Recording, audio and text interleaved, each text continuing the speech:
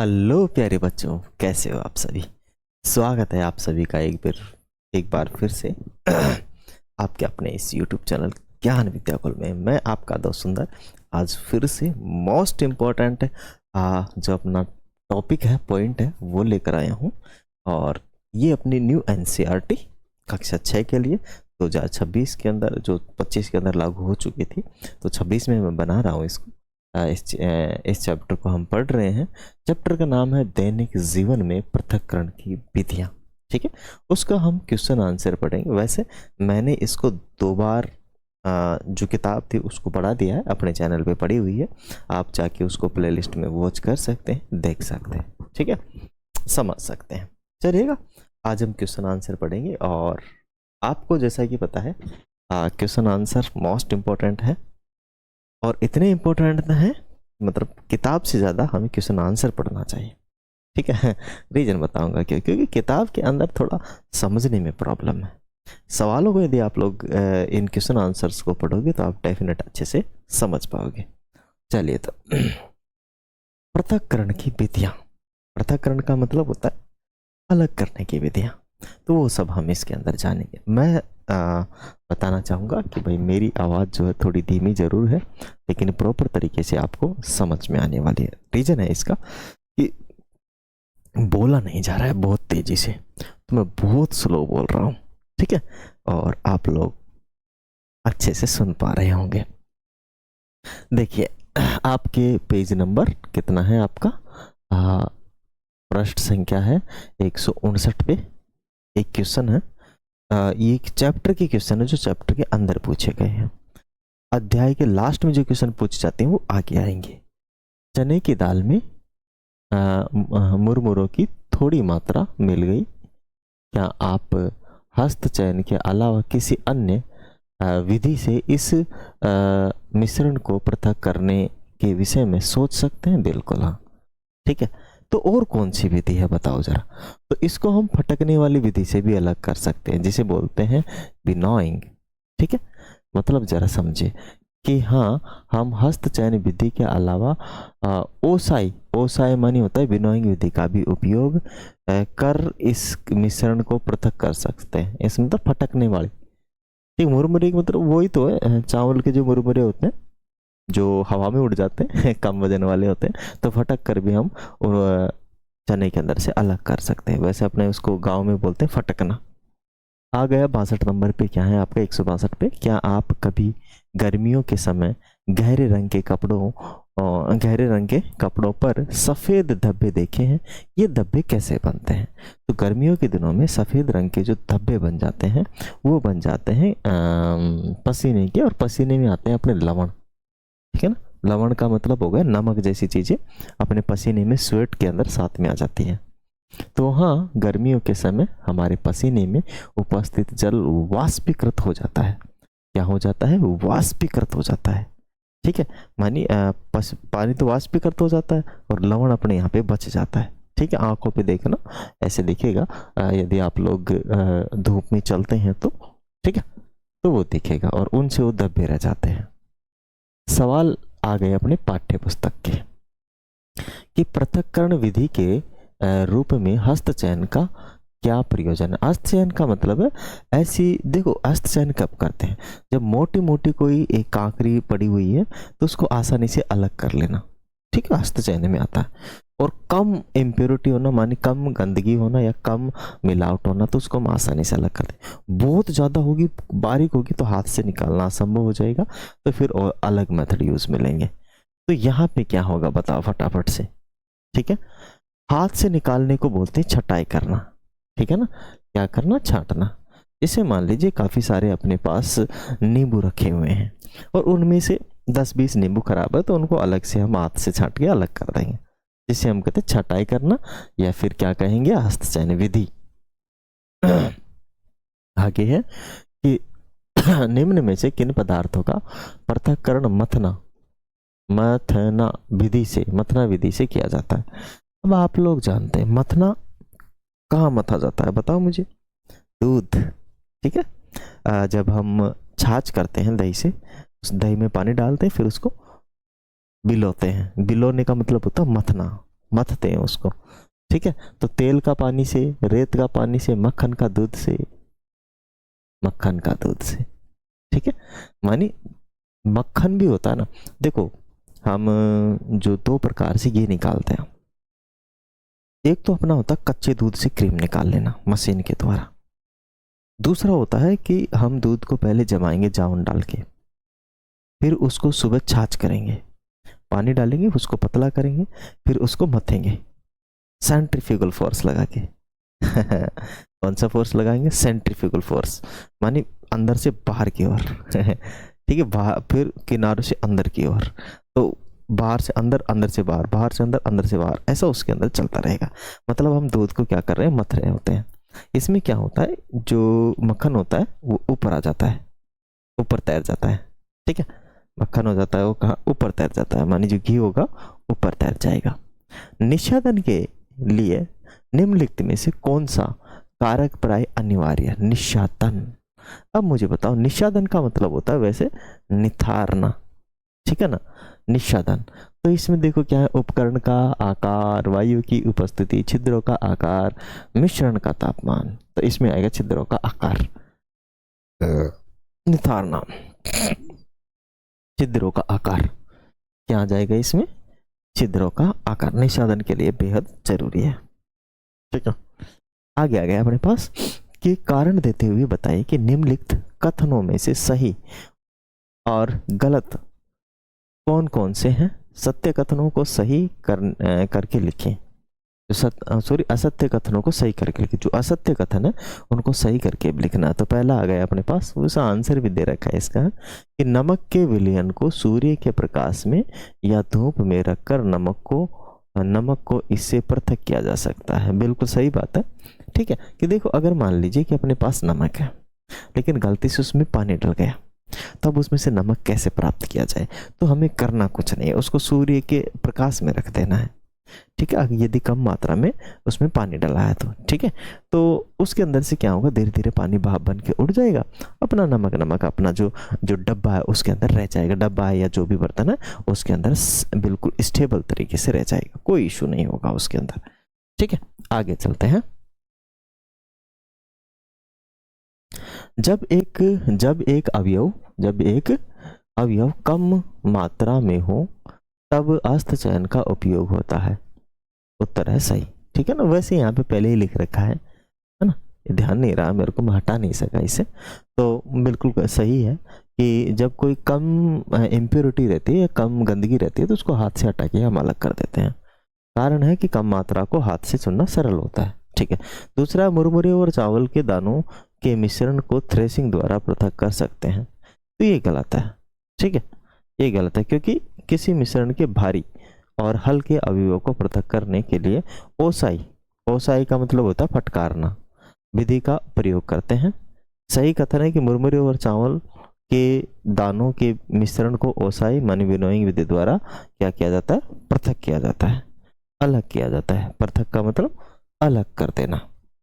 आगे आ गया है कि सरसों के तेल और नींबू पानी के मिश्रण निस्तारण को द्वारा पृथक कर सकते हैं। बिल्कुल सही बात है। देखो निस्तारण का मतलब होता है एक तरीके से नितारना, है ना। नतारना जानते हो आप लोग? अपने पास पानी है और पानी में एक दो गंदगी गिर गई और वो ऊपर तैर रही है, तो हम क्या करते हैं, उसको धीरे धीरे ऐसे करते हैं टेढ़ा, और उसकी गंदगी ऊपर बाहर निकल के चली जाती है, बह के निकल जाती है, थोड़ा सा पानी भी जाता है उसमें से। मतलब हमने क्या किया, उसमें से नितारा, है ना। नितारण मतलब गांव की भाषा में बोलते हैं नितारना, निस्तारण करना, जबकि यहाँ पे क्या निस्तारण करना, यहाँ पर बोलते हैं नितारना। तो नितार देते हैं मतलब ऊपर की जो गंदगी है उसको हटा देना, ठीक है। ऊपर की गंदगी है जिसे को क्या कर देते हैं, हटा देना। अब यहाँ पर भी ऐसा ही कि सरसों का तो तेल है और नींबू पानी है, तो देखो पानी क्या होता है, पानी भारी होता है, तेल का घनत्व कम होता है, तो तेल ऊपर तैरेगा, पानी नीचे बैठ जाएगा। तो हम जब सरसों के तेल को अलग करेंगे तो उससे नितार देंगे, ऊपर तेल को बाहर निकाल लेंगे, ऊपर तो रहेगा ही वो, और पानी नीचे बैठा रहेगा, ठीक है। आगे होगा, छानने की विधि का उपयोग कर चावल के आटे और पानी को पृथक करने में होता है। ये गलत बात है। देखो चावल का आटा और पानी तो छान के निकाल ही नहीं सकते क्योंकि वो तो आटा है और वो पानी की उसके अंदर डला हुआ है, तो मतलब ये एक तरीके से राबड़ी बन गई। अब संभव नहीं है, ठीक है ना, क्या नहीं है, संभव नहीं है निकालना, अब तो राबड़ी बन के रहेगी, बस गर्म करने की जरूरत। तो हाँ ये कर सकते हैं कि उसे बहुत देर तक गर्म करके उसमें से पानी उठा सकते हैं। आटा नहीं मिलेगा, मिलेगी राबड़ी अपने को, क्योंकि पक जाएगा। ठीक है, आगे चलते हैं। अब इसको मिलाते हैं कि बेसन और काले चने का मिश्रण, बेसन और काले चने का मिश्रण क्या कर सकते हैं, छान सकते हैं, है ना? देखो बेसन बहुत बारीक है, निकल जाएगा नीचे से चालनी में से, और मोटा मोटा जो काले चने हैं वो रह जाएंगे। तो यहाँ पे कौन आएगा, छानना। तो ये क्या लिख देता हूँ यहाँ से, ये क्या, छानना। फिर क्या बोल रहे दोस्तों, चाक पाउडर और पानी का मिश्रण। चाक पाउडर और पानी का मिश्रण को तो भाई साहब क्या करना पड़ेगा, उसे थोड़ी देर शांत रखना पड़ेगा। तो चाक पाउडर नीचे बैठ जाएगा और पानी ऊपर रहेगा, फिर निस्तारण कर लेंगे।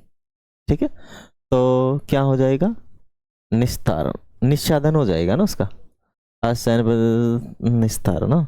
तो अभी तो पहले तो क्या हो जाएगा, उसका निस्सादन होगा, मतलब पहले नीचे बैठेगा, तो ये हो जाएगा यहाँ निस्सादन होगा पहले उसका, माने इसके साथ आएगा ख।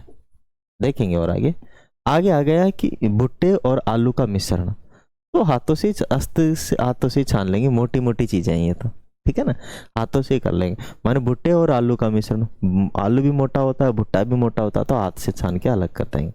लोहे के चूरे और बुरादे का मिश्रण, तो इसको किससे करेंगे, चुंबकीय विधि से, है ना, इसको चुंबकीय विधि से करेंगे।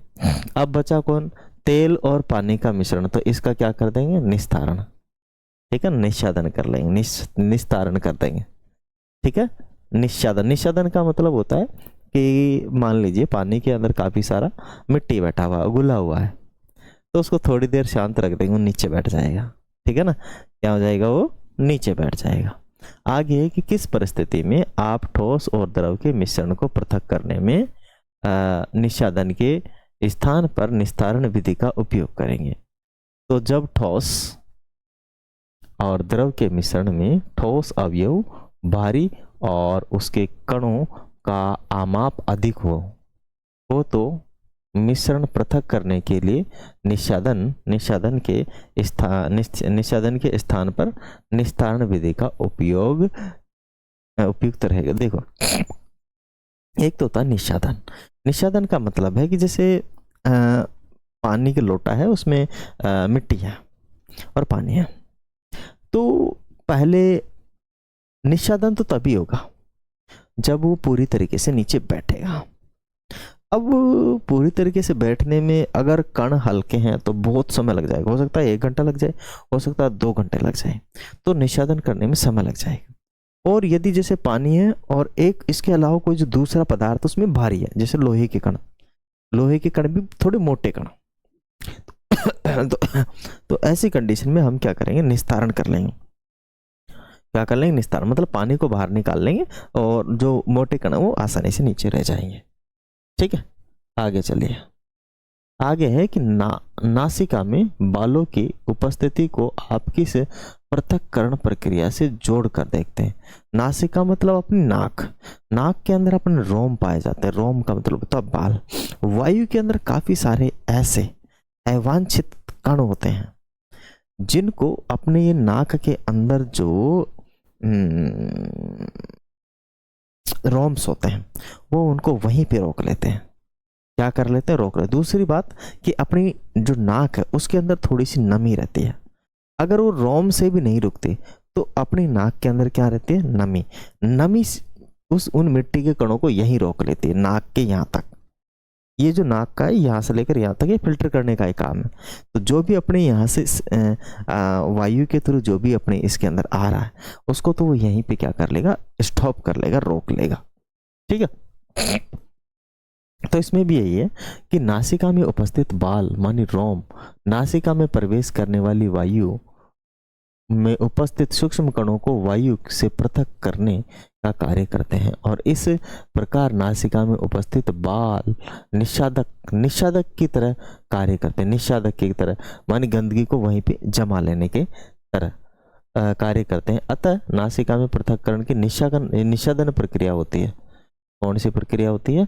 निस्सादन प्रक्रिया होती है। निस्सादन का मतलब होता है नीचे बिठाने की प्रक्रिया, मतलब गंदगी को नाक में ही रोक लेती है और अच्छे जो ऑक्सीजन है उसको अपने शरीर तक पहुंचने देती है, अपनी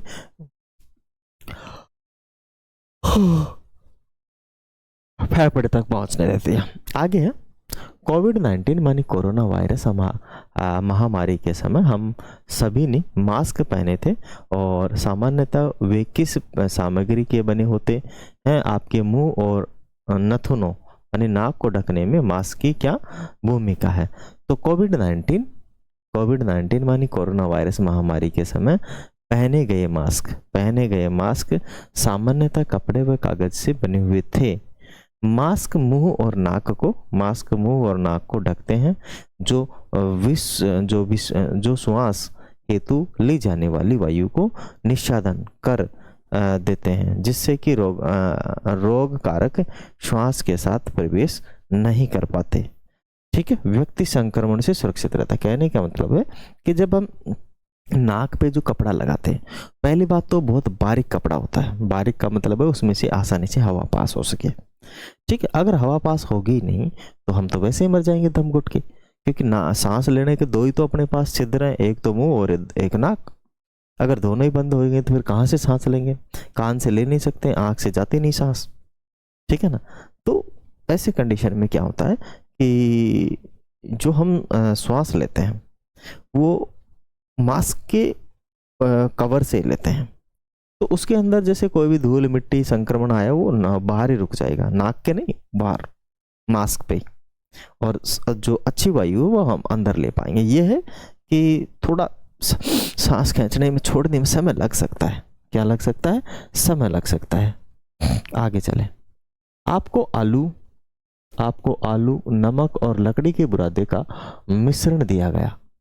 इस मिश्रण के प्रत्येक अवयव को पृथक करने के लिए चरणबद्ध प्रक्रिया की रूपरेखा तैयार कर लीजिए। मानी आपको क्या दिया है? आपको नमक है, आलू है, नमक और लकड़ी के बुरादे का मिश्रण दिया गया है, और इस मिश्रण के प्रत्येक अवयव को पृथक करने के लिए चरणबद्ध प्रक्रिया की रूपरेखा तैयार कीजिए। आलू, नमक और लकड़ी के बुरादे का मिश्रण प्रत्येक अवयव को निम्न प्रकार से हम पृथक कर सकते हैं, अलग कर सकते हैं। कैसे? कि सबसे पहले आलू को हस्तचयन विधि द्वारा मिश्रण से पृथक कर लेंगे। माने आलू मोटे मोटे होंगे, मोटे, उनको हाथों से हम क्या कर लेंगे? छांट के अलग रख लेंगे। ठीक है ना, बीन के अलग रख लेंगे, छांट बीन करके अलग रख लेंगे। शेष बचे नमक और लकड़ी के बुरादा के मिश्रण को पानी में घोलकर निस्सादन कर लेंगे, जिससे लकड़ी का बुरादा पृथक हो जाएगा। अंत में बचे हुए पानी को वाष्पित कर देंगे, जिससे नमक प्राप्त हो जाएगा। हम क्या करेंगे? देखो अब क्या बचा? लकड़ी का बुरादा बचा, नमक बचा और पानी बचा। पानी हम उसमें डाल देंगे और घोल लेंगे। ठीक है, अब फिर क्या करेंगे? निस्सादन कर लेंगे, मतलब नितार लेंगे, या फिर क्या कर लेंगे? छान लेंगे तो बुरादा तो उसमें रह जाएगा, रहा पानी, और पानी के अंदर ही मिक्स कौन है? नमक, वो नीचे निकल जाएगा। फिर हम उसको गर्म कर देंगे, पानी वाष्पित हो जाएगा, उसमें फिर नमक बच जाएगा। क्या बच जाएगा? फिर नमक बच जाएगा।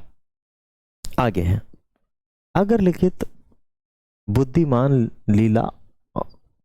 लीला शीर्षक कहानी पढ़े और इसमें यत्र तत्र आए दो वैकल्पिक शब्दों में से सबसे उचित विकल्प पर सही का चिन्ह लगाएं और अपनी पसंद के अनुच्छेद का कोई अन्य उपयुक्त शीर्ष दें। मानी लीला अपने पिता के साथ खेत में काम कर रही थी। कहाँ काम कर रही थी? खेत में काम कर रही थी। जब उसे ध्यान आया कि वे पीने का पानी घर ही छोड़ आए, इसमें पहले कि उसके पिता को प्यास या भूख लगे, वह पास के तालाब से पानी या अनाज लेने गई।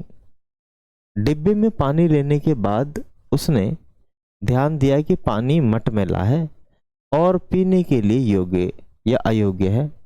पीने के लिए योग्य है, अयोग्य है, तो पीने के लिए तो अयोग्य होगा। पानी शुद्ध करने के लिए उसने पानी को कुछ समय के लिए रख दिया और उसके बाद मटमैले पानी को कागज या मखमल के कपड़े से निस्यादित किया, निस्वदित किया, मथा।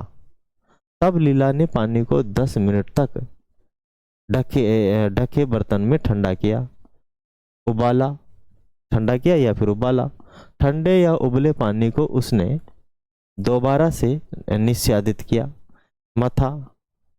उसने पानी पीने योग्य बनाया। यह पानी उसने अपने पिताजी को दिया। उन्होंने लीला को आशीर्वाद दिया और उसके इस प्रयास की सराहना की। इस प्रयास की क्या की? सराहना की। अब यहाँ पे क्या है? प्यास लगी है, पानी आया है अयोग्य, कागज, निषादन किया, उबाला, उबले, निषादित, योग्य, उपयुक्त, शीर्षक, शुद्ध है। इन सभी के लिए सबसे ज्यादा क्या आया? तो शुद्ध पानी। तो इसका पूरे का शीर्षक जो रहेगा वो रहेगा शुद्ध पानी। शुद्ध पानी कैसे किया जाए? शुद्ध पानी कैसे किया जाए? ये काफी सारे अपने पास वर्ड आए हैं। इन्हीं को ध्यान में रखते हुए, हर लाइन को ध्यान में रखते हुए, हर लाइन में जो वर्णन मिला है केवल पानी का मिला है। ठीक है, यहां से यहाँ हर लाइन में देखो, जहां से लाइन, जैसे ये लाइन स्टार्ट हुई यहां से यहां तक, ठीक है, और पूरा एक ऑब्लिक तक पहुंचो। इस लाइन में पिता के साथ काम कर रहे थे, फिर हर लाइन के अंदर देखो पानी, पीने का पानी आया यहां से लेकर यहां तक, फिर पीने का पानी आया। ठीक है, फिर दूसरी लाइन में फिर वही प्यास भूख आई, मतलब वही पानी के बारे में चर्चा की गई। ठीक है, फिर आगे आया, फिर पानी आ गया, फिर पानी आ गया। ठीक है, फिर पानी आ गया, फिर पीने योग्य आ गया पानी, फिर अयोग्य आ गया, है ना। फिर थोड़ा सा चला, शुद्ध पानी आ गया, फिर पानी आ गया, फिर पानी आ गया, मटमैला पानी आ गया। ठीक है, कागज, कपड़े, मखमल निषादित किया। तब लीला ने फिर पानी आ गया, फिर बर्तन से ढका, उबाला। ये ढका उबाला किसको? ठंडा किया, सब पानी के ही वो है। ठीक है, फिर निषादन किया, फिर मथा, फिर पानी पीने योग्य हो गया, फिर पानी, पिताजी ने आशीर्वाद दिया। तो हर जगह पानी आ रहा है, कितनी जगह आ रहा है? तो इसका शीर्षक क्या हो जाएगा? पानी हो जाएगा। ठीक है, क्या हो जाएगा? पानी हो जाएगा। अब चले आगे, बहुचयनात्मक प्रश्न में पहुंच जाते हैं कि गेहूं तथा चावल से पत्थर एवं भूसे को पृथक करने की सर्वोत्तम विधि कौन सी है? ठीक है, तो हस्तचयन विधि है, थ्रेसिंग है, चालन है या संघनन है? तो कौन सी इसके अंदर विधि होने वाली है? मानी गेहूं और चावल से पत्थर या भूसे को पृथक करने की जो सर्वोत्तम विधि है, मानी सबसे अच्छी जो विधि है वो कौन सी है? तो वो हस्तचयन विधि, हाथों से चयन करने की विधि है। ठीक है, पत्थरों को अलग करने की या भूसे को अलग करने की। आगे है गेहूं तथा चावल से पत्थर, और फिर वही आ गए क्या? हा? वही आ गए, सेम ही आ गए। सेम ही कैसे आ गया ये? आगे पृथक्करण की ओसाई मानी विनोइंग विधि में सबसे महत्वपूर्ण कारक क्या है? महत्वपूर्ण कारक है, कर्षक है, जल है, वायु है, अशुद्धियां हैं। तो पृथक्करण करने का तो मतलब तो वही है ना, वायु, ये अलग है। ठीक है, क्योंकि जो ओसाई है बिनोएंगे, इसका मतलब होता है बरसाना, किसी भी वस्तु को बरसाना, बरसाना, वो बरसाना नहीं, काना वाला ये बरसाना। बरसाने का मतलब होता है कि एक तरफ तो पंखा लगा दिया जाता है और एक तरफ नाज लेके यूं नीचे गिराया जाता है, थोड़ा थोड़ा, इधर पंखा लगा दिया गया, इधर पंखा और इधर वो नाच, फिर इधर से पंखा चलेगा, इधर से नाक, तो इधर जो गंदगी है वो इधर उठ जाएगी। इसको बिनोइंग कहते हैं, ओसाई बिनोइंग कहते हैं उसे। ठीक है, उसमें महत्वपूर्ण क्या है? वायु। वायु नहीं होगी तो हम बिनोइंग नहीं कर पाएंगे, माने फटक नहीं पाएंगे, चीजों को उड़ा नहीं पाएंगे, जो हल्की चीजें हैं। इसी मिश्रण में जल मिलाने पर भारी अवयवों के नीचे तले में बैठ जाने की प्रक्रिया क्या कहते हैं? इसे कहते हैं निस्सादन। क्या कहते हैं इसे? निस्सादन कहते हैं। ठीक है ना। अवसादन तो है ही नहीं, निस्सादन ही तो कहेंगे। भारी चीजों को तो अवसादन कहेंगे और हल्की चीजों को धीरे धीरे बैठने को निषादन कहेंगे। मतलब अवसादन हो जाएगा। क्या हो जाएगा? अवसादन हो जाएगा। आगे आ गया कि घर में पनीर बनने के लिए पृथक्करण की कौन सी विधि का उपयोग करते हैं? वाष्पीकरण, संघनन, निस्तारण या निषादन? तो नितारने का सिस्टम है इसमें तो शायद। क्या हो जाएगा बताओ फटाफट से। निषादन कर देंगे ना, बिठा देंगे नीचे। किसान अन्न कणों को सूखे पौधों के गट्ठरों से किस विधि से अलग करते हैं? अस्चन, थ्रेसिंग, वाष्पीकरण, चालन। थ्रेसिंग से, है ना। देखो अभी गेहूं कटने वाले हैं और गेहूं को किससे कटाया जाएगा? हाथों से थोड़ी निकाला जाएगा। बहुत टाइम हो गया जब पहले उन पर बैल चलाए जाते थे। आजकल वो जमाना जा चुका है। आजकल बैल वाला जमाना नहीं, आजकल थ्रेसिंग वाला जमाना है। सीधा थ्रेसर में दी जाती है। पदार्थों के पृथक्करण की विधि है अवसादन, हस्तचयन, वाष्पीकरण, उपयुक्त, सभी तो सभी है। ठीक है ना। क्या है? पृथक्करण की जो विधि है पूरी की पूरी उपयुक्त सभी है। आगे आ गया कि नमक निर्माण में पृथक्करण की कौन सी विधि का प्रयोग किया जाता है? वाष्पन का। ठीक है, नमक निर्माण के लिए वाष्पन का, क्योंकि नमक जो है खारा पानी से बनता है और खारा पानी के अंदर पानी की मात्रा भी होती है और उसमें नमक भी होता है। तो खेतों में भरकर क्या किया जाता है? वाष्पीकरण किया जाता है, माने पानी वाष्प हो जाता है, नमक नमक नीचे बच जाता है। आटे से चोकर को पृथक करने के लिए किस विधि का उपयोग किया जाता है? जो आटा है अपना, आटे से चोकर को पृथक करने के लिए किस विधि का उपयोग किया जाता है? बताओ फटाफट से। किस विधि से आटे से चोकर को अलग करना? चालन विधि से किया जाता है ना। कौन सी विधि से किया जाता है? चालन विधि से किया जाता है। निषादन विधि किस प्रक्रिया के लिए उपयुक्त है? तैयार चाय से पत्तियां हटाने के लिए, आटे से चोकर हटाने के लिए, समुद्र के जल से नमक प्राप्त करने के लिए, उपयुक्त सभी। तो इसमें क्या होगा बताओ? तो इसमें ये हो जाएगा तैयार चाय से पत्तियों को हटाने के लिए। तैयार चाय से किसको हटाने के लिए? पत्तियों को हटाने के लिए यूज किया जाता है। अपशिष्ट सामग्री से लोहे की कतरने पृथक करने की सर्वोत्तम विधि है। तो हस्तचयन तो नहीं है, थ्रेसिंग भी नहीं है, विनोइंग में चुंबकीयकरण विधि सही है। कौन सी विधि है? लोहे का चीज है, चुंबक चिपक जाएगा आसानी से, तो ये विधि ठीक रहेगी। तो आगे फिल्टर पत्र एक ऐसा निषादक होता है।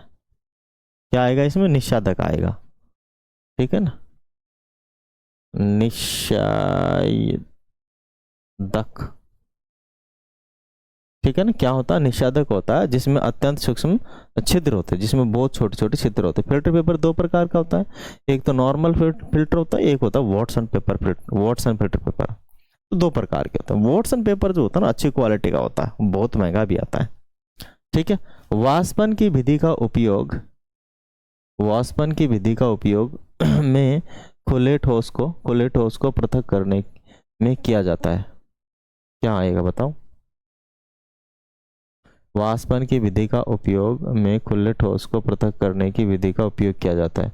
वाष्पन के लिए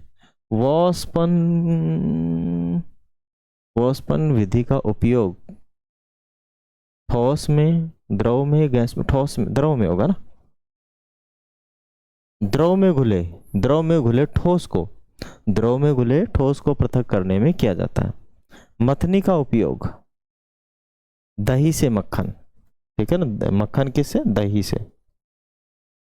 ठीक है, मथनी का उपयोग दही से मक्खन निकालने के लिए किया जाता है। आगे चले। वाष्पन वह प्रक्रिया है जिसमें एक द्रव अपने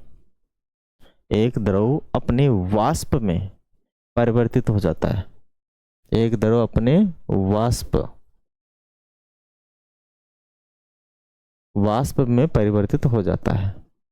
आगे आ गया कि प्रक्रिया का उपयोग चावल और दाल को धोने और साफ करने में किया जाता है। तो निषादन किया जाता है, निस्तारण किया जाता है। निस्तारण का मतलब होता है नितारण, माने नितारण या निस्तारण प्रक्रिया का उपयोग चावल और दाल को चावल और दाल को धोने और साफ करने में किया जाता है। देखो चावल और दाल को धोएंगे, उसमें पानी डाल देंगे, चावल में पानी डाल देंगे, फिर क्या करेंगे, फिर क्या करेंगे, चावल चावल तो नीचे बैठ जाएगा, भारी है, और पानी को बाहर निकाल दें, नितार देंगे ना, नितारना, नितारने को बोलते हैं निस्तारण। दाल को भी इसी प्रकार से हम धोते हैं घर के अंदर, ठीक है। निषादक का चुनाव पृथक की जाने वाली सामग्रियों के कणों के, सामग्री के कणों के पर निर्भर करता है। किस पर निर्भर करता है? पर, आकार पर।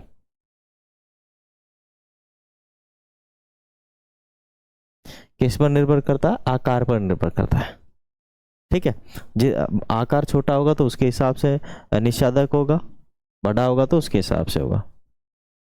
सत्य असत्य बताना है कि अस्त चयन द्वारा पृथक कणों के आकार, रंग एवं आकृति के अंतर के आधार पर किया जाता है। बिल्कुल सत्य बात है, ठीक है। आकार का पता होना चाहिए अपने को, छोटा है बड़ा है, रंग भी तो होना चाहिए, आकृति कैसी है उसकी, उसके आधार पे पता लगता है, तभी हम क्या करेंगे, अस्त चयन करेंगे, ठीक है। जैसे गांव के अंदर से गांव को निकालना संभव है क्या? गांव सारे गम ही है, और उसमें कोई ऐसा गांव आ जाए जिसका सेम तो नक्शा हो गम जैसा, सेम आकार हो, सेम वेट हो, सेम रंग हो, तो क्या निकालना संभव नहीं है?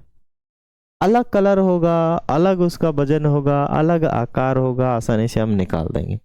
जब दो या दो से अधिक ठोसों के मिश्रण के अवयवों के कणों के आकार भिन्न होते हैं, तब चालन विधि का उपयोग किया जाता है। अब आप बताओ, सत्य है या असत्य है? बिल्कुल सत्य बात है। जब दो या दो से अधिक ठोसों के मिश्रण के अवयवों के कणों के आकार भिन्न होते हैं, माने आकार अलग अलग होते हैं, कोई छोटा होता है कोई बड़ा होता है, तब चालन विधि का उपयोग किया। चालन का मतलब होता है चालनी विधि का उपयोग करना, ठीक है। चालनी विधि का, जैसे मान लीजिए गेहूं के अंदर सरसों मिला हुआ है, तो चालनी से निकाल सकते हैं, मतलब गेहूं तो मोटा है, उसको मही चालनी लगा के नीचे से सरसों को निकाल देंगे, गेहूं को रख लेंगे, है कि नहीं है। अब अगर मान लीजिए गांव के अंदर गांव जैसा ही कोई समान आकार का कोई और पदार्थ है, जैसे जौ, तो क्या गेहूं और जौ अलग हो सकते हैं क्या? संभव नहीं है। ठीक है, क्योंकि गेहूं और जौ एक जैसे आकार के, चालन विधि से तो संभव नहीं है। चालन का मतलब होता है चालने वाली विधि से, चालनी छानने वाली विधि से, ठीक है। ठोस और द्रव के मिश्रण में, ठोस और द्रव के मिश्रण में भारी अवयव नीचे बैठ जाते हैं, इस प्रक्रिया को निस्तारण कहते हैं। बिल्कुल बिल्कुल सत्य बात है। निस्तारण होता है या फिर क्या होता है आपका, नहीं नहीं, ये तो जो भारी द्रव बैठ जाता है नीचे, उस निस्तारण नहीं कहेंगे, उसे तो निषादन कहेंगे। क्या कहेंगे? निषादन कहेंगे। दोनों है, नीचे बैठने को तो निषादन कहेंगे और नितारने को निस्तारण कहेंगे।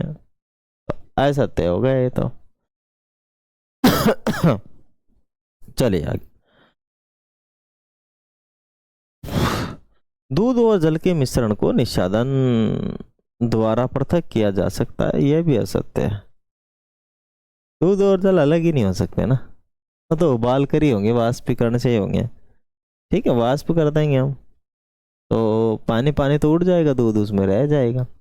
इसी प्रोसेस को,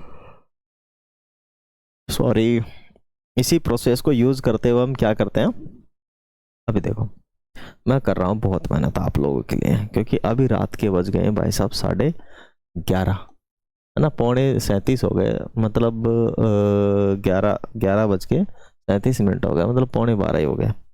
अब मेरे को आ रही है नींद। अब तुम सोचो गुरुजी आलस फैला रहे हैं।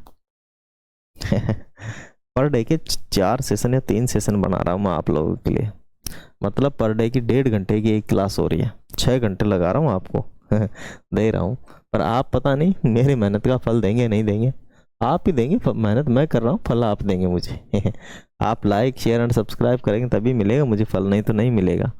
चलो देखो, रेत से जल पृथक करना, रेत से जल पृथक करना मतलब रेत से जल पृथक करेंगे तो नीचे बैठ जाएगा वो, तो निस्तारण हो जाएगा, निषादन कर लेंगे इसमें तो, ठीक है। अनाज से डंडियां पृथक करना, तो थ्रेशिंग, औसाई फटकारना तो नहीं होगा, थ्रेसिंग हो सकता है, थ्रेसिंग हो जाएगा। चाय छानना, तो छानने को क्या बोलते हैं?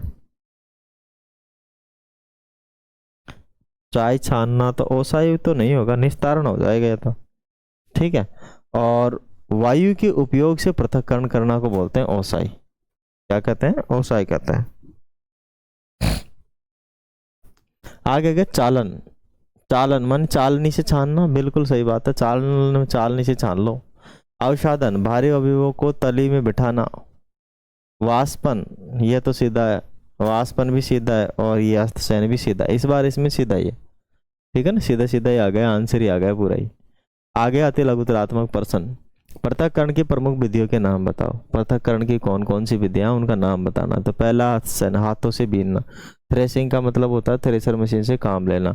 ओसाई का मतलब होता है बरसाना, मतलब हवा चलाओ और उसको गिराओ, उड़ाओ हल्की चीज को। चालन, चालन माने छानना। अवसादन का मतलब होता है बिठाना, भारी बहुत भारी कणों को नीचे बिठाना। निस्तारण का मतलब होता है नितारना, हल्की चीज को ऊपर से पानी पानी को नितार लो। निषादन का मतलब होता है जो नीचे बिठा देते हैं, ठीक है, बारीक कणों को। और वाष्पन का मतलब होता है जो नॉर्मल कण होते हैं, मतलब ऐसे जिसमें पानी का मिश्रण होता है तो वाष्प कर देते हैं पानी को, बाकी मिश्रण बच जाता है। चुंबकीय पृथक्करण मतलब कोबाल्ट हो गया निकेल हो गया, लोहा हो गया, ऐसी विधियों को हम चुंबकीय पृथक्करण विधि से यूज कर सकते हैं, माने उनको क्या कर सकते हैं, शुद्ध कर सकते हैं। तो ये प्रमुख इनकी क्या है, विधियां हैं।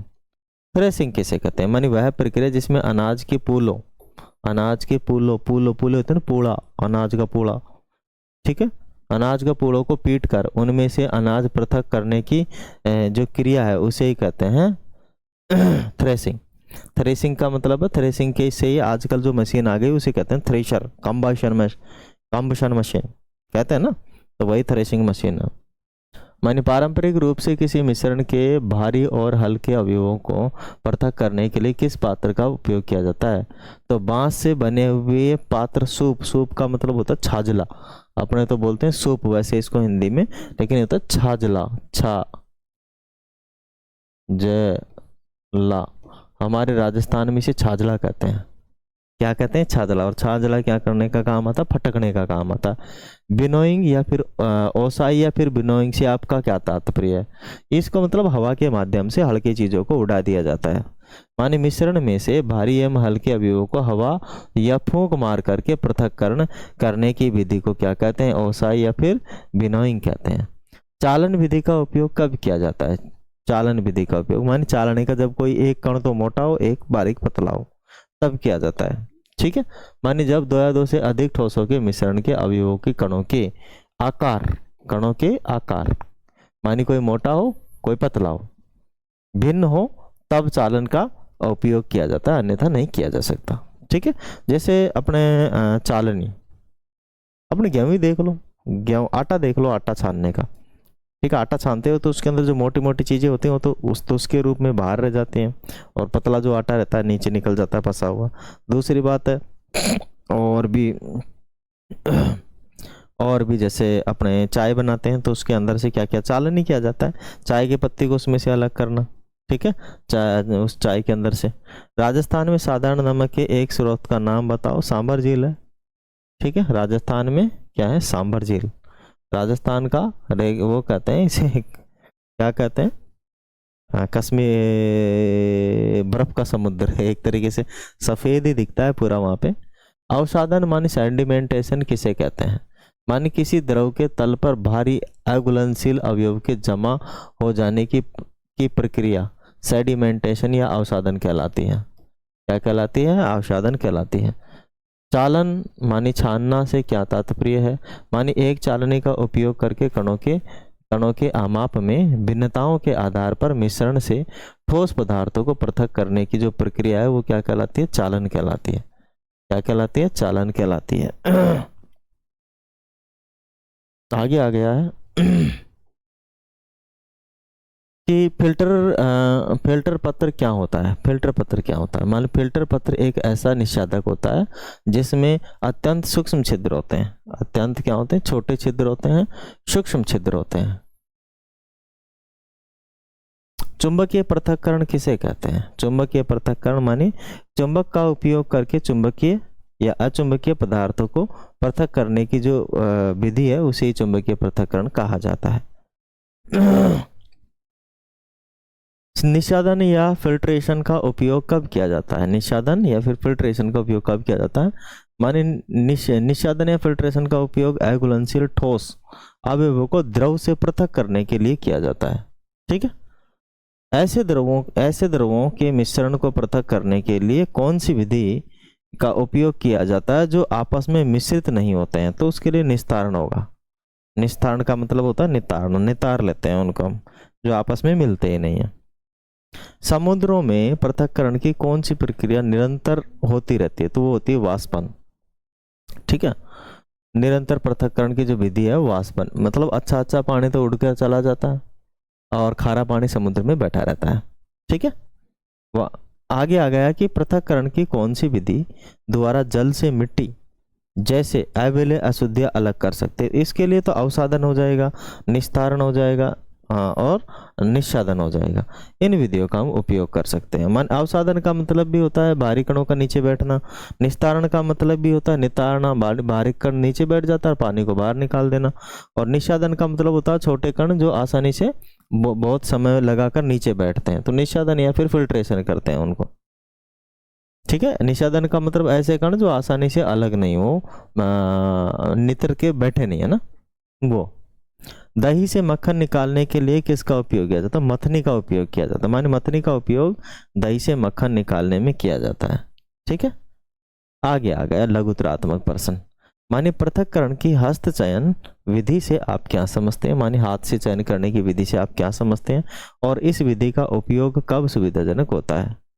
तो किसी ठोस मिश्रण में से हाथ द्वारा छोटे कंकड़ और भूसी अलग करने की प्रक्रिया हस्त चयन कहलाती है, और यह कणों के आकार, रंग और आकृति के अंतर के आधार पर किया जाता है। यदि पृथक किए जाने वाले कण कम मात्रा में हो तो सहजता से उठाए जा सकते हैं, तो हाथ से छांटना एक सुविधाजनक विधि हो सकती है। हाथ से छांटने की जो है एक क्या हो सकती है? सुविधाजनक विधि हो सकती है। क्या थ्रेसिंग और ओसाई दोनों कार्य एक साथ किए जा सकते हैं? थ्रेसिंग और ओसाई दोनों कहाँ बिल्कुल किए जा सकते हैं। ठीक है, थ्रेसिंग मशीन से, हाँ, थ्रेसिंग और ओसाई दोनों कार्य एक साथ किए जा सकते हैं, संभव है। तकनीकी विकास के परिणाम स्वरूप थ्रेशर नामक थ्रेसिंग मशीन निर्मित की गई है, और इन मशीनों का उपयोग पुलों से भूसी और अनाज के दानों को अलग करने के लिए किया जाता है। ये मशीनें थ्रेसिंग ये और ओसाई दोनों कार्य एक साथ करती हैं। ठीक है, मशीन देखिए ना, थ्रेशर मशीन गाँव के अंदर तो चलती है, हमने तो खूब देखी है। ठीक है, अभी देख रहे हैं, अभी गेहूँ कटने वाले हैं, फिर वो चलेगी, फिर वो क्या करेगी, उसमें पूले डालेंगे सीधे, है ना, गेहूं को नीचे निकाल देगी और जो भूसा रहेगा उसको साइड में उड़ा देगी। तो उड़ाने को तो बोलते हैं विनोइंग। ठीक है, और नीचे निकालना, उसने जो नीचे निकाला तो वो क्या हो गया आपका क्या बोलेंगे, थ्रेसिंग कहते हैं। नीचे निकालने क्या कहेंगे? थ्रेसिंग कहेंगे। ठीक है, अरे चल जा भाई। आगे आ गया नमक कहाँ से व कैसे प्राप्त होता है, समझाए। तो नमक समुद्रों से प्राप्त होता है, और इसको आसानी से क्या किया जाता है? खेतों के अंदर क्यारियां बना के भर लिया जाता है। फिर इसके अंदर से गर्मियों के दिनों के अंदर ये जो क्या बोलते हैं, वाष्पीकरण होता है, तो जल तो उड़ जाता है, वाष्पित हो जाता है, नमक उसके अंदर बचता है, जो खारा पानी के अंदर सोडियम क्लोराइड होता है वो उसमें बच जाता है, और उसको इकट्ठा कर लिया जाता है। इकट्ठा करके फिर उसकी डलियां होती हैं, मिश्री जैसी डलियां होती हैं, फिर उसको कट्टों में भर के बेच दिया जाता है या भेज दिया जाता है पतला करने के लिए। ठीक है ना, बारीक करने के लिए, पीसने के लिए। पानी नमक समुद्री जल से प्राप्त होता है, और समुद्री जल पीने में पानी में घुले विभिन्न मिश्रणों, विभिन्न लवणों एवं अन्य पदार्थों का मिश्रण है। नमक प्राप्त करने के लिए समुद्र जल का उथले गड्ढों में, मतलब उथले गड्ढों का मतलब होता है ज़्यादा गहरे नहीं, थोड़े चौड़े गड्ढे होंगे, ठीक है, में रखा जाता है, जहाँ पर धूप हवा के संपर्क में आता है। धूप और हवा के संपर्क में आता है। कुछ दिनों में जल पूरी तरीके से वाष्पित हो जाता है और ठोस नमक शेष रह जाता है। फिर इसके लवण इन मिश्रणों को संशोधित कर साधारण नमक प्राप्त किया जाता है। संशोधित कर क्या करते हैं, साधारण नमक प्राप्त करते हैं। अवसादन और निस्सादन में क्या अंतर है? अवसादन और निस्तारण में क्या अंतर, व्हाट इज डिफरेंस बिटवीन अवसादन और निस्तारण?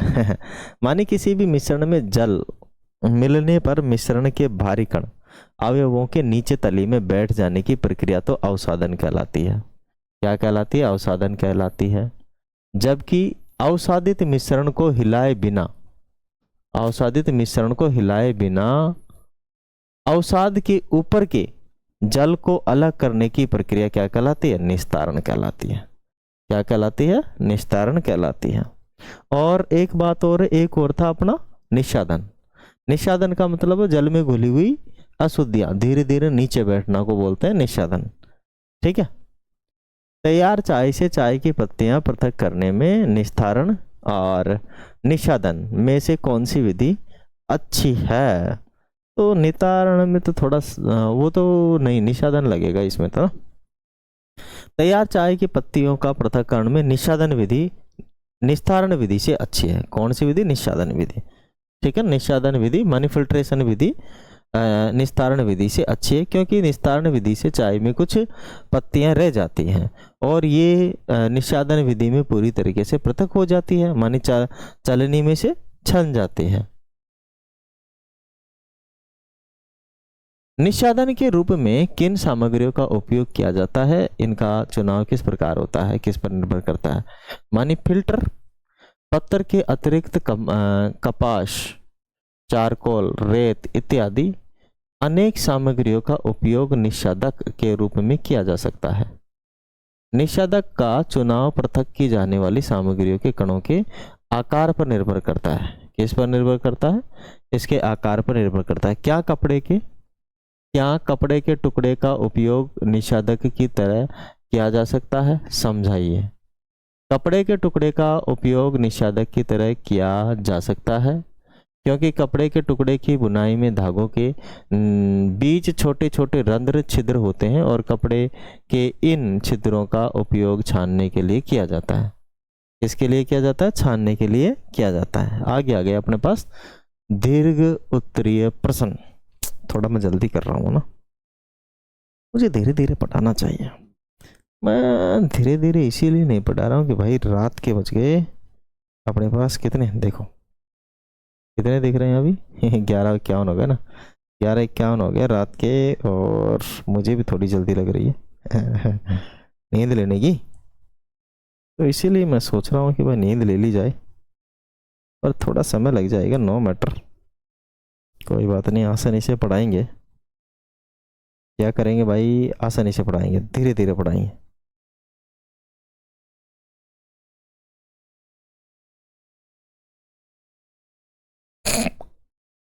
स्लो मोशन में पढ़ाएंगे, नो प्रॉब्लम।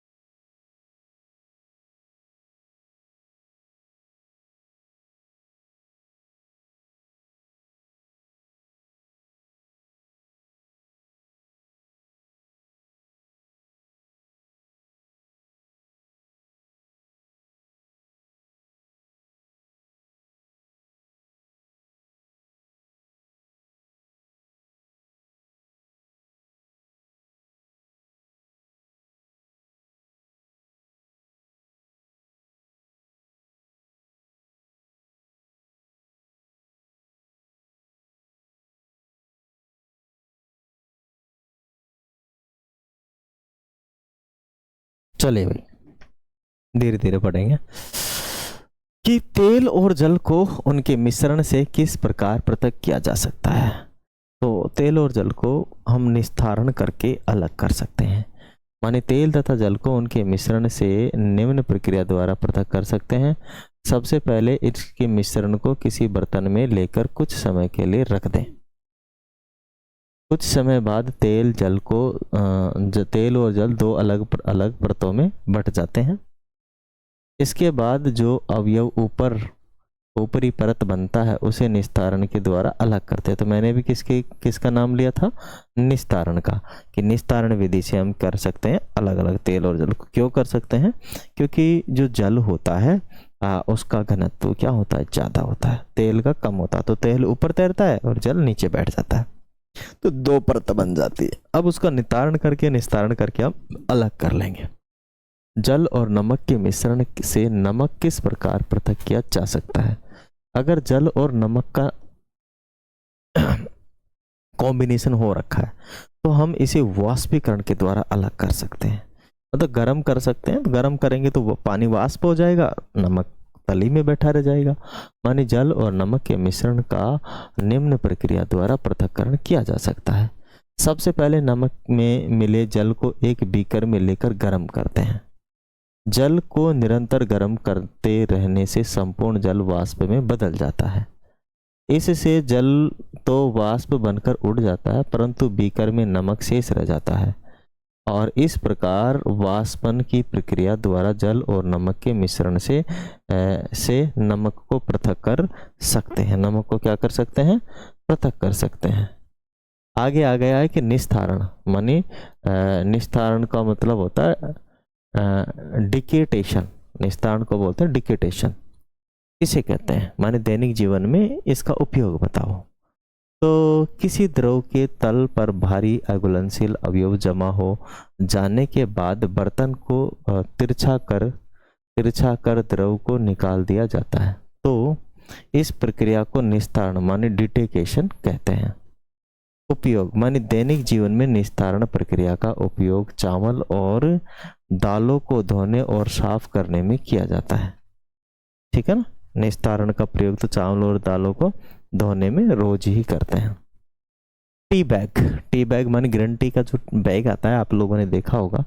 टी बैग का उपयोग पृथक्करण की किस विधि पर आधारित है। इसके लिए किन सामग्रियों का उपयोग टी बैग बनाने में किया जाता है। तो टी बैग का उपयोग पृथक्करण की निषादन माने फिल्ट्रेशन विधि पर आधारित है। टी बैग पहले रेशम जैसे मुलायम कपड़े से बनाई जाती थी, क्योंकि ये चाय की पत्तियों को रोक लेती थी। जल इसके आर पार निकल सकता था।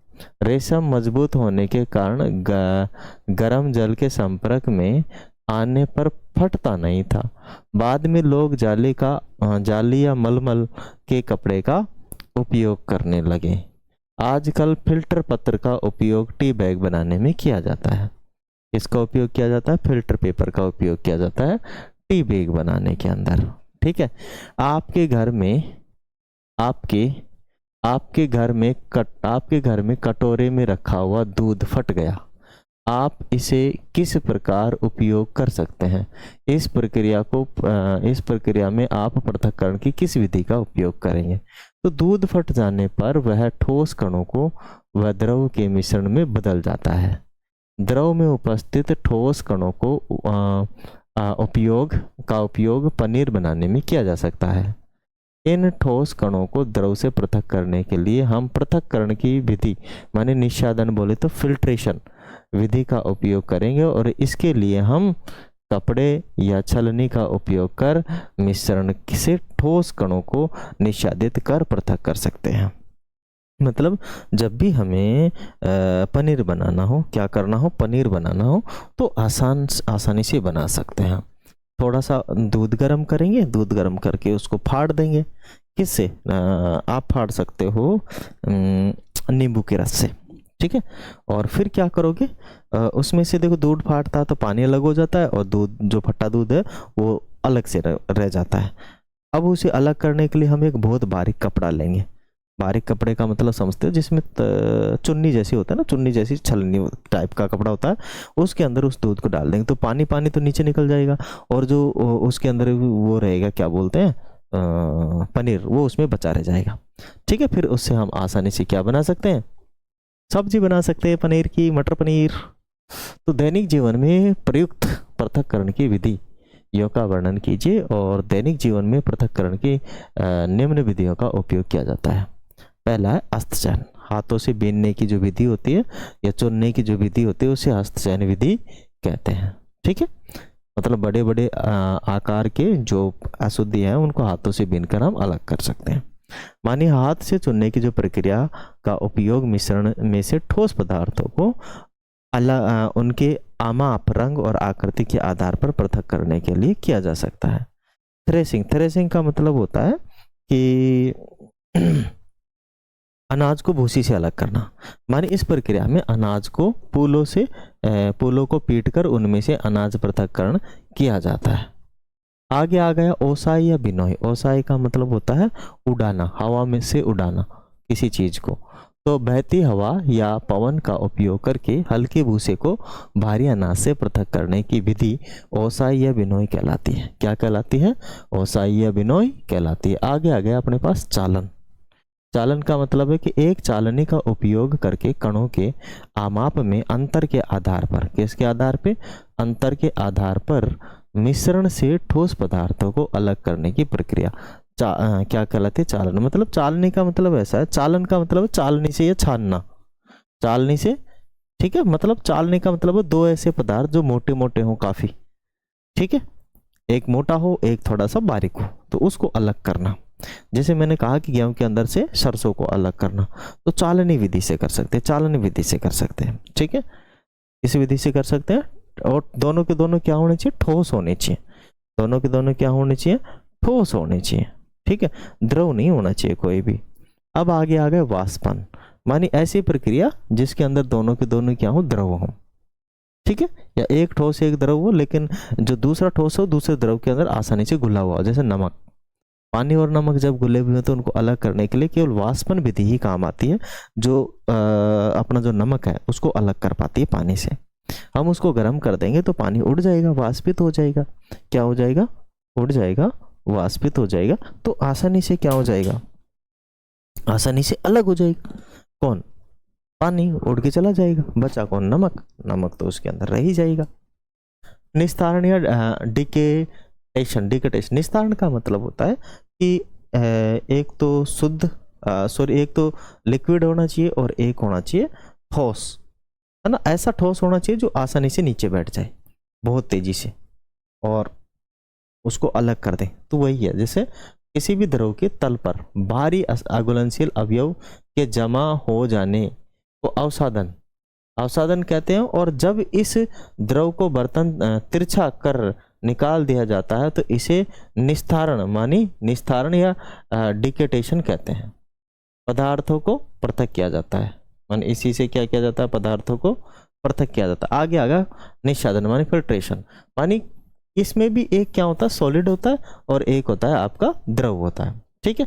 लेकिन इसके अंदर जो द्रव होता है ना, जो सॉलिड होता है, इतना बहुत महीन कण होता है जो आसानी से निस्तारण नहीं किया जा सके, तो उसे निष्पादन द्वारा अलग किया जाता है, मानी फिल्टर पेपर का यूज करके या फिल्ट्रेशन के द्वारा अलग किया जाता है। मानी इस विधि का उपयोग अघुलनशील ठोस अवयवों को द्रव से पृथक करने के लिए किया जाता है।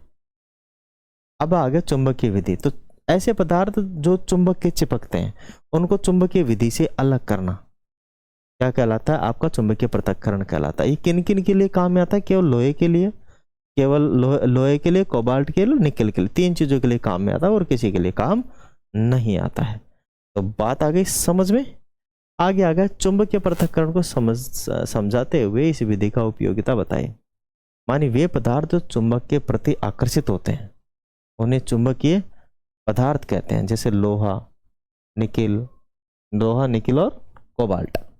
चुंबक का उपयोग करके अचुंबकीय पदार्थों से लोहे जैसे चुंबकीय पदार्थों का पृथक्करण करने की विधि कौन सी है? अचुंबकीय विधि है। आगे उपयोगिता कहाँ है, क्या है इसकी? तो आजकल पुनर्चक्रण करता माने रिसाइकलर अपशिष्ट की ढेर से लोहे की वस्तुओं को अलग करने के लिए विद्युत चुंबक का उपयोग करते हैं। और कई उद्योगों के अपशिष्ट में प्राय अनुपयोगी लोहे की कतरने माने स्क्रैप्स आयरन होते हैं। इसे क्रेन में लगे चुंबक का उपयोग करके अपशिष्ट सामग्री के ढेर से अलग किया जाता है। अनुपयोगी लोहे की कतरने को पुनः चक्रण करके इन्हें पुनः उपयोग में लाया जा सकता है। किस में लाया जा सकता है, पुनः उपयोग में लाया जा सकता है। तो ये हो गया है भाई अपना काम, और ये चैप्टर का हो गया है अपने 9वें का भी एंड। ठीक है, चैप्टर ख़त्म करना ये हमारा पर्पस नहीं है, हमें आपको एक एक चीज़ें समझाने का भी पता होना चाहिए, और हम पूरी कोशिश कर रहे हैं कि हम आपको एक एक चीज़ को समझाते हुए, हाँ ये हो सकता है कि देखो अपनी जो क्लास है ना पूरी 1 घंटे की बनी है, कभी कभार तो 1.5 घंटे 2 घंटे की बन जाती है, थोड़ा स्पीड में चलना होता है। ठीक है, समय का अभाव होने के कारण अभी भी रात के पूरे 12 बज गए हैं और हम मेहनत में लगे हुए हैं। ठीक है, तो आप लोग भी हमारी मेहनत का फल हमें ज़रूर दें, और फिर मिलेंगे अगले वीडियो में। तो अगला वीडियो होगा अपना 10वां चैप्टर, 10वां ही था या 9वां था, तो ये था आपका कौन सा, ये था 9वां चैप्टर ना। 10वां चैप्टर अगले वाले में पढ़ेंगे। वीडियो अच्छा लगे तो लाइक कर दें, शेयर कर दें, सब्सक्राइब कर दें, और यदि आप लोग हमसे जुड़ना चाहते हैं तो हमारे व्हाट्सअप नंबर से जुड़ सकते हैं। और व्हाट्सअप नंबर इज है 979975, व्हाट्सअप नंबर 9799751249। ठीक है, ये अपने व्हाट्सअप नंबर है। ओके, यहीं से आपको नोट्स मिल जाएंगे, और अपनी ये जो PDF है क्वेश्चन आंसर की वो आपको मिल जाएगी, नोट्स मिल जाएंगे। ठीक है, और ये जैसे ही क्लास ख़त्म होगी, इसकी मतलब ये अपनी जो बुक ख़त्म हो जाएगी साइंस की, तो इसके बाद अपन मैथमेटिक्स पे चलेंगे। ठीक है, थैंक यू, जय हिंद एंड वंदे मातरम।